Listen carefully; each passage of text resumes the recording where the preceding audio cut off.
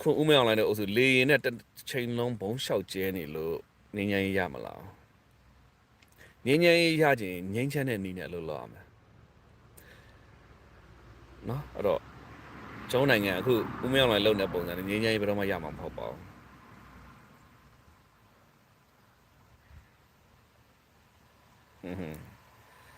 အထက်ကခိုင်းလို့လုပ်တယ်ပြောမှလားအေးပေါ့ခင်ဗျားတို့ဒီသူတို့ကလည်းသူတို့ရဲ့အမှန်တရားလေးဗျာနော်သူတို့အမှားတွေပြောလို့မရတာခင်ဗျားတို့လည်းအမှန်တရားဆိုရင်ဆွမ်းတော်ပြောရွားပြီပဲကျွန်တော်တကယ်ပိုပြီးမှန်ကန်တာပဲရှိပါတယ်နော်လက်တွေ့ကြတာပဲရှိပါတယ်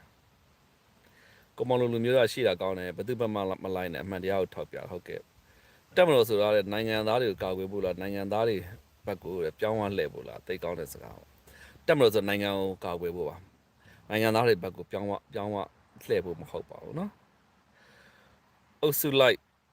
မိုက်ပူကြတာတဲ့1 by 1ဆိုမရှိသလောက်ပါတဲ့ဟိုခက်ကလို့မရှိသလောက်ရှားပါတယ်ဟုတ်တယ်ကျွန်တော်မြန်မာပြည်သားတွေက by 1လို့ပါလို့ဆိုလို့ရှိရင်တတိကိုမရှိတာပုံမှန်လင်းပြောရင်ရှားတယ်ဗောနော်အခုလူမိုက်ပါတယ်ဆိုတဲ့ကောင်တွေအကုန်လုံးကျိုးဝိုင်းဝိုင်းပြီးတော့တယောက်နဲ့တယောက်ထိုးကြည့်ပါလားဒါချင်းပဲဖြစ်ဖြစ်လက်ချင်းပဲဖြစ်ထိုးတာမဟုတ်ဘူးတကယ်လူရှုပ်လူပွေလူလေတွေပါเนาะကျွန်တော်မြန်မာနိုင်ငံမှာဇိုးဆိုတာမရှိပါဘူးကောင်းနေမြန်မာနိုင်ငံမှာဇိုးဆိုဘာလို့လဲသိလားsorry ပါမြန်မာနိုင်ငံမှာတကယ် fighter လူမိုက်ဆိုတာကလက်ဝဲသမားစစ်တယ်เนาะဖြစ်တဲ့ one chine do one နေစပြီးတော့ထွန်းမင်းထီอ่ะတကယ်ဒါမှတကယ် fighter တွေအဲ့ဒီအုပ်စုနဲ့ဟိုလူနဲ့ချောင်းရိုက်ဒီလူနဲ့ချောင်းရိုက်ပါဇက်နဲ့ဟောင်းမောအဲ့ဒါတွေကဇိုးဆိုတာလဲဆိုလို့ရှိရင်လူမိုက်တွေလည်းမဟုတ်ပါဘူးယူတွေပါပုံမှန်လင်းပြောရင်လူလဲတွေပါတကယ်လူမိုက်ဆိုတာသူ့ဖွဲ့ကိုဖွဲ့ဝင်းမပါနဲ့ကျိုးဝိုင်းလိုက်ထိုးမဟုတ်ဘူးလူမိုက်ပွဲခံခြင်းလို့သူများအရှိကရိုက်တဲ့အနောက်ကနေမခိုးကြောင်ခိုးနဲ့ဝင်ထိုးလူရှင်အောင်လို့လူကြားသူကြားထဲမှာအကောင်လို့ပြနေမှာရှိတတိတရောက်မှမရှိဘူးနော်မြန်မာပြည်သားတွေအဲ့ဒီမြန်မာပြည်မှာဇိုးတို့အဲ့ဒီတက်တူးဘလပွားနဲ့အဲ့ကောင်နဲ့ကျိုးဝိုင်းနဲ့ဝင်လိုက်ပါလားတတိရှိစီးနဲ့ကန်းနဲ့လည်းထိုးလို့ရတယ်နော်ကျွန်တော်တို့မြေဝိုင်းမလိုက်မှာထိုးရှုံးတဲ့ကောင်ဘာမှမဖြစ်ရှုံးတဲ့ကောင်ခံလိုက်ဒါမျိုးလဲမိုက်တာမဟုတ်တကယ်ဗျာလူအဲ့လိုကောင်မျိုးတွေကိုဘယ်လိုခေါ်မလဲတော့မသိဘူးနော်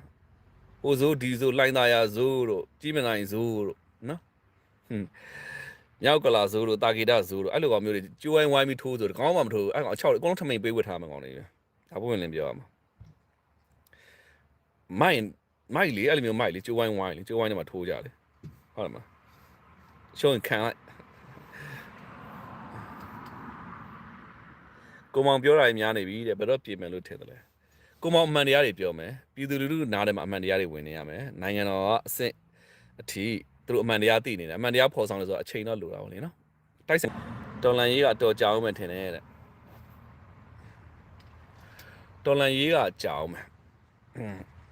ကြာမယ်ဆိုတော့တော်လန်ရေးရဲ့သဘောတရားကကြာမှာမဟုတ်ဘူးဗျကဘာရှိတွေတော်လန်ရေးရှိနေမှာခင်ဗျာတော်လန်ရေးလုံးတက်တက်လုံးလောက်အောင်ပါနော်ခင်ဗျားတို့မသေးဘဲချင်းလုံးတော့သေတာသေရောတော်လန်ရေးပြီးသွားမှာမဟုတ်ဘူး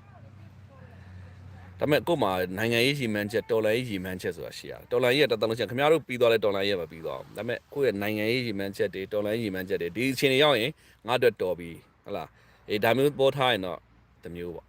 ဟို88ရဲ့ဒီတော်လှန်ရေးအောင်မြင်သွားတယ်မဆလာကိုဖြိုချနိုင်ခဲ့တယ်ဘာဖြစ်တာတော်လှန်ရေးအောင်သွားတာပဲနော်အခု2000နှစ်ခုခင်ဗျားတို့ရဲ့ဒီနေဦးတော်လှန်ရေးအနေနဲ့လဲ target နဲ့ပြစ်မှတ်ထားတင်ပါပြီနော်အဲ့တော့တော်လန်ကြီးကရက်တီနေနိုင်ကိုပဲတော်လန်ကြီးပြီးသားပါလေအဲ့တော့တော်လန်ကြီးကရက်တီနေနိုင်ကိုပဲတော်လန်ကြီးပြီးသားပါလေ TNL လေးလောက်ွက်တွေပြောပါတဲ့ TNL ကပုံဝင်နေပြောရင်သူ့အတွက်သူလုပ်နေတာနော်သူ့အတွက်သူလုပ်နေတာသူ့လူမျိုးစုအတွက်သူလုပ်နေတာဖြစ်တယ်သူနေရာရရေးအတွက်သူတို့လုပ်နေတာဖြစ်တယ်ခင်ဗျားတို့မဟာမိတ်ဖြစ်နေပေါင်းထားတာပဲရှိပါတယ်အခုဆိုရင်နေပြည်တော်မှာသွားဆွေးနေပြီနော်ဆွေးနေတဲ့အပြင်ကိုအဲ့မှာလည်းဆွေးနွေးတယ်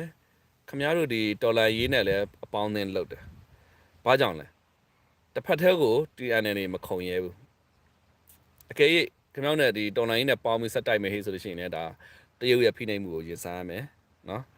တရုတ်ကသူ့ကိုချိန်ချောက်ထားတာရှိတာ哦အဲ့တော့စစ်တပ်ဘက်ကိုသွားပြီးပေါင်းလိုက်လို့ရှိရင်လည်း TNL ဘာဖြစ်မလဲဆိုတဲ့ခါကျတော့သူတို့တော်လှန်ရေးလုံးဝကြာရှုံးပြီးတော့ TNL ဒီဘယ်လိုခေါ်မလဲ ဒုတိယပေါ့နော်နေကြားဆောင်ဘွားကိုရောက်သွားလိမ့်မယ်နေကြားဆောင်ပြည်သူစစ်အဆင့်လောက်ကိုပဲရောက်သွားလိမ့်မယ်အဲ့တော့စစ်တပ်ကိုလည်းသူလုံးစုံကတ်မှာမဟုတ်ဘူးခင်ဗျားတို့တော်လန်ရေးကိုလည်းအလုံးစုံခွာမှာမဟုတ်ခင်ဗျားတို့လည်းသူထောက်ပံ့ထားမှာဖြစ်တယ်သူနယ်မြေအခုရထားတဲ့နယ်မြေထဲမှာခင်ဗျားတို့ဒီတော်လိုင်းအင်အားစုတွေပေးနေထားမယ်ပေးပြီးစီးပွားရေးလုပ်ခိုင်းမယ်နော်ခင်ဗျားတို့လက်နက်ထောက်ပံ့မယ်ဘာကြောင့်လဲဒါခင်ဗျားတို့မဟုတ်ဘူးသူတော်လိုင်းရေရှည်ရက်တည်နိုင်ဖို့အတွက်ကလိုအဲ့ရင်ခင်ဗျားတို့ကိုဘယ်လိုခေါ်မလဲကျွန်တော်တို့မဟာမိတ်ဖြစ်နေဒီခင်ဗျားတို့စန့်ကျင်ဘက်ကဟလာဒီစစ်တပ်နဲ့တိုက်တဲ့နေရာမှာခင်ဗျားတို့တော့သူနှစ်ဖက်စလုံးကိုအလားပါဆုံးသူကစားသွားလိမ့်မယ်၊ကင်သွားလိမ့်မယ်ခွေးလေးထင်ပါ